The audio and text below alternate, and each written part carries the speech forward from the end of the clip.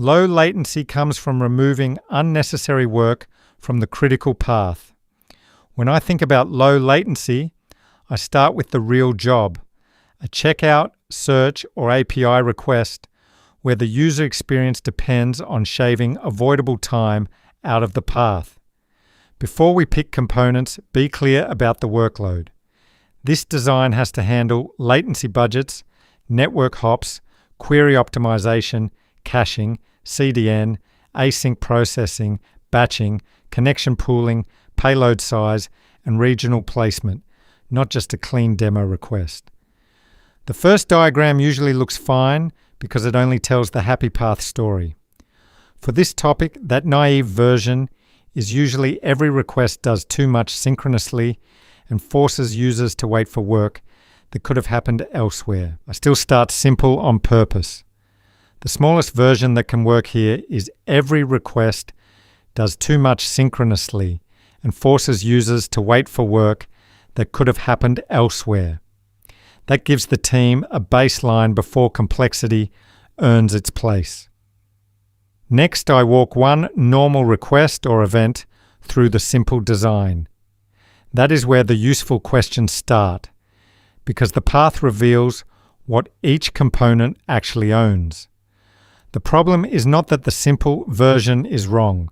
The problem is that it ignores what production will demand next.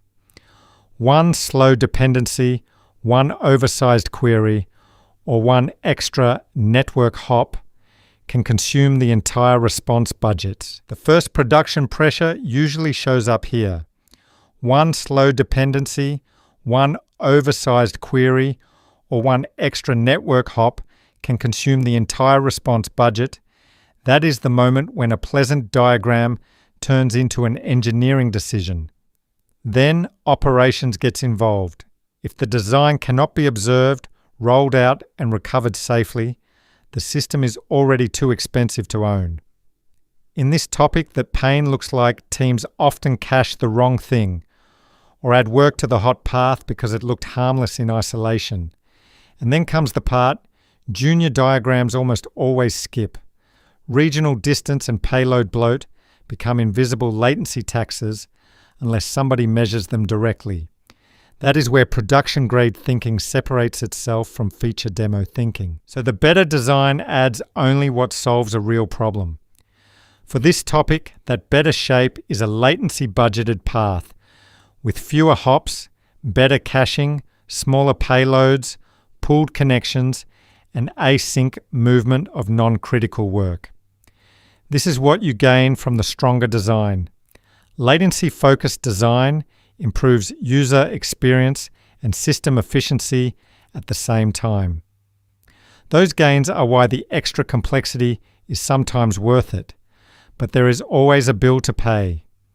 The cost of the stronger design is you sometimes trade simplicity for more explicit caching, pre-computation, and region-aware placement. That trade-off is the real system design conversation. Now I challenge the design with a failure question.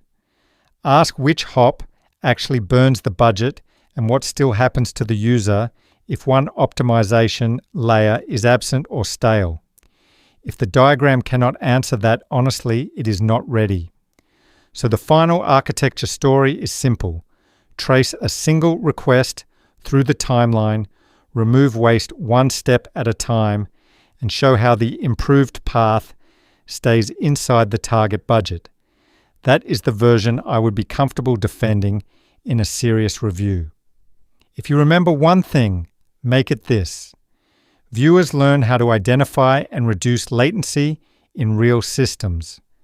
Good system design is a judgment loop, not a memorized answer key.